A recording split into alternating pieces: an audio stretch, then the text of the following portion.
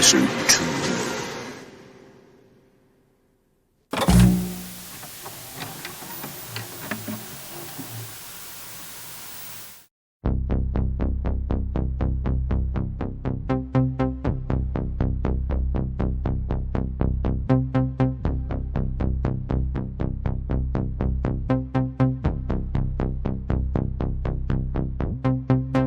George Andrew Romero was born in the New York City Bronx on February 4th, 1940. In 1960, after graduating from the Carnegie Institute of Technology in Pittsburgh, Romero began his work in film working on the Mr. Rogers' Neighborhood television show, a popular children's program produced in Pittsburgh. All of us, everyone that I know who is still working in media of any kind today, Fred gave us all our start. It was my first job as a director, as a shooter and director. He watched Night of the Living Dead and Dawn of the Dead. I think he just honestly enjoyed them, or could appreciate them for what they were. He was just a very supportive guy. He was great. In 1968, Romero began raising funds with his friends to finance a low-budget film. The original working title was called Night of the Flesh Eaters, but due to sounding too similar to another film at that time, it was changed to Night of the Living Dead.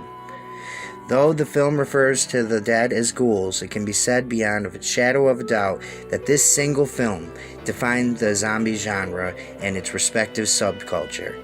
It has spawned countless wannabe films like Lucio Fulci's Zombie 2, Dan O'Bannon's Return of the Living Dead, and popular television show The Walking Dead based on Robert Kirkman's comic series of the same name. George A. Romero passed away, sadly, July 16, 2017. His legacy as the Godfather of the Dead continues to inspire film to this day. His films, like fine wine, only improve with age and continue to build a fan base that has stood the test of time. Rest in peace, George. Welcome, ladies and gentlemen.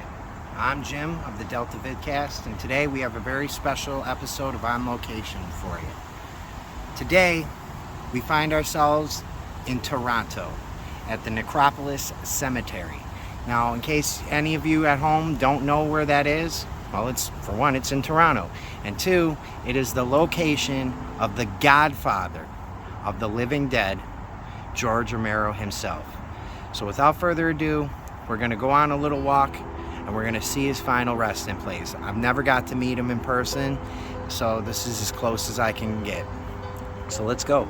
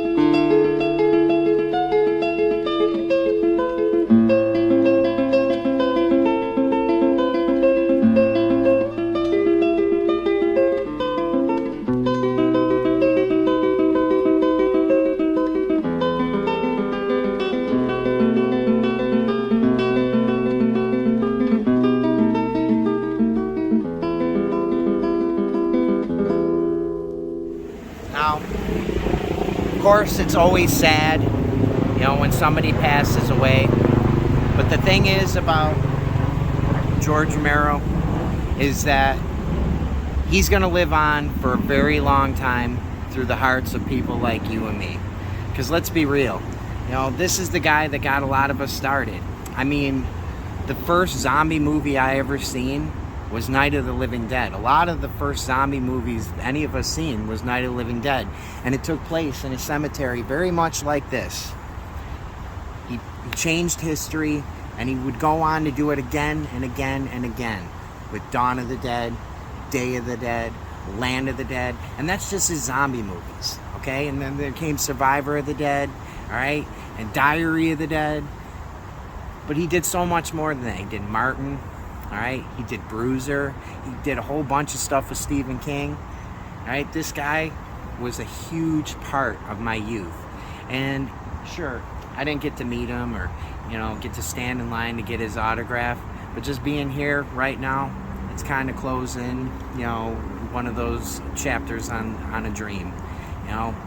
So what I'm gonna do is I'm gonna leave one of my pins from my jacket, all right? Dawn of the Dead. It's only fitting. It is my favorite zombie movie after all. And then afterwards, we're gonna conclude this episode of On Location with George Romero. And we're gonna head on back home. But for now,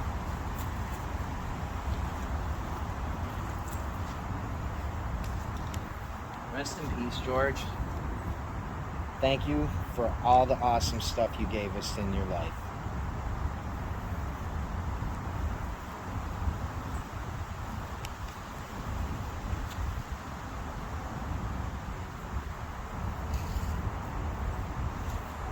I'm Jim Clark.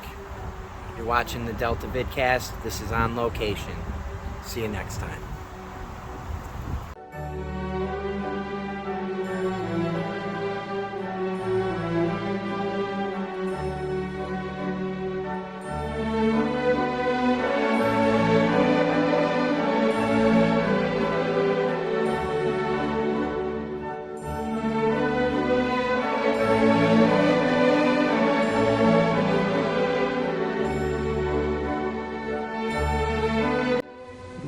I think when we go to the movies or go to any entertainment form or listen to music, if it moves us emotionally, that somehow is confirming of our humanity. If it makes you laugh, if it makes you cry, if it makes you be startled or afraid, those are involuntary human responses that confirm our humanity. And we don't get that in life. We don't get that when we're dealing with each other. We're not allowed to show our fears. We're not allowed to cry if we're men, you know. There are a lot of kind of mores that keep that stuff down. Whereas you go to a movie and it's a very safe place to experience those things and to let them out.